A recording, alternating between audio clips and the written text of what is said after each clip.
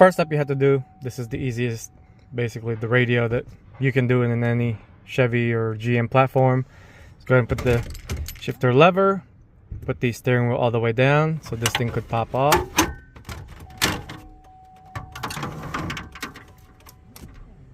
Only held with nothing but clips, so we're gonna need a 7mm to get this out. Once you get all the 3 7mm out, go ahead and slide it out.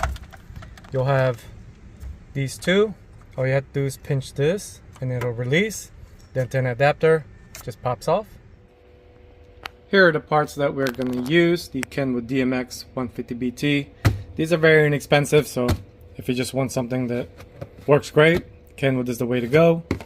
The interface, GM 2000 SW-WM1, along with the dash kit. So here's literally all the parts that you're going to need. Now if you want AM/FM, you're going to need the antenna adapter, which in this case the customer doesn't really listen to AM/FM, so he opted on that, saved him a couple of bucks.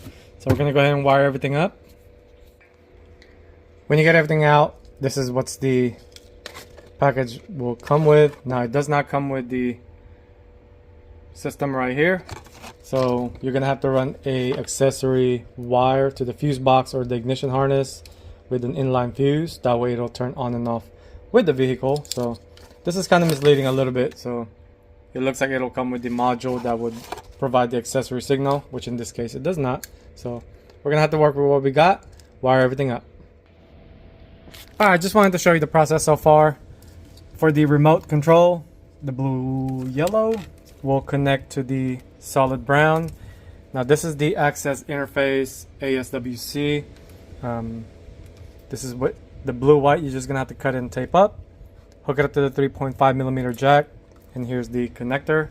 Now on the access ASW1, the only wires you're gonna need is the red, which is ignition, black is ground, and the pink wire that's gonna go to the output of the steering wheel control from the truck itself. So that's already ready. Like I said, the red wire from the ASWC will go to ignition or accessory. I have this yellow wire here because I ran out of red wire. This is going to go to the fuse box, and it's also going to be fused. The rest will be just color coded from speaker to speaker.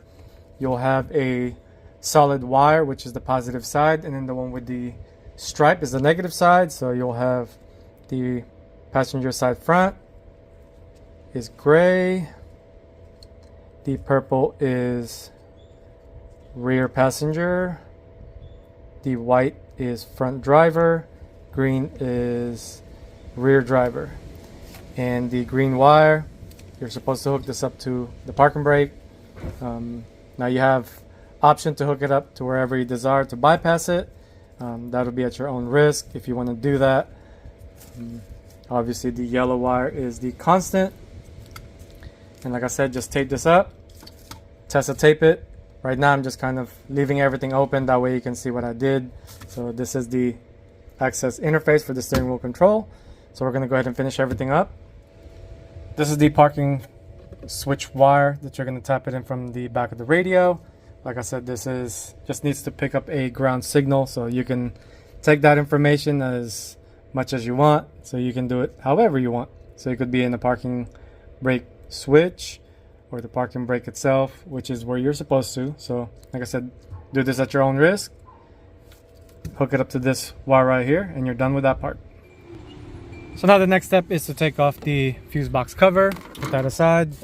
This cover right here, which is under the dash, is held by 2 7mm, and then you can pop off the clips right here, so you can go ahead and put that aside. I'm gonna run the mic right here, so it's gonna be on top center, so route it to the back, to the side, and here's the plug. So now we get to run the accessory wire, so it'll turn on and off with the vehicle, so it'll be routed down, and I'll show you what that looks like. That ignition wire that we ran for the radio that tells it to turn on and off, I routed it right here. I basically inserted it to this opening, comes down right here. Make sure it doesn't touch any sharp edges. Zip tied it around here, come down again to the metal. Like I said, make sure nothing touches away from metal.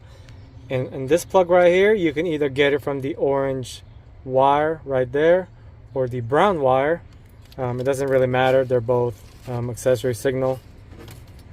But always add a fuse, 10 amp, zip tie it, make sure it doesn't move around, secure it, and things like that. So now we get to go ahead and go to the steering wheel control and wire that up. For the steering wheel control, you're gonna have it in the pink wire to the pin A1, which is right here. Go ahead and plug it in, open your door.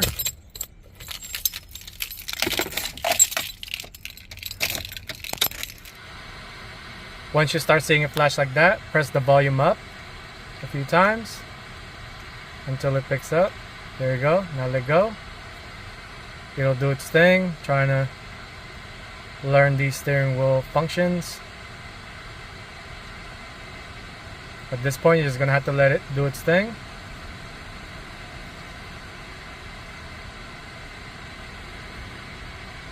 And that's basically programmed, as you can see.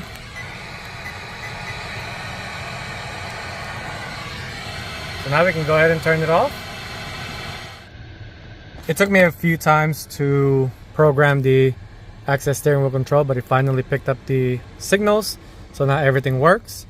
Now I can go ahead and kind of put everything here and there in the back and start putting the whole truck back together.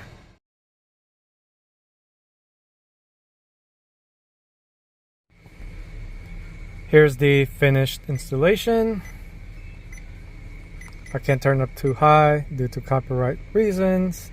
Got the source. And we got C. Volume up and down. That's pretty much it. So got the mic already mounted right here. USB located down there. And this install is done.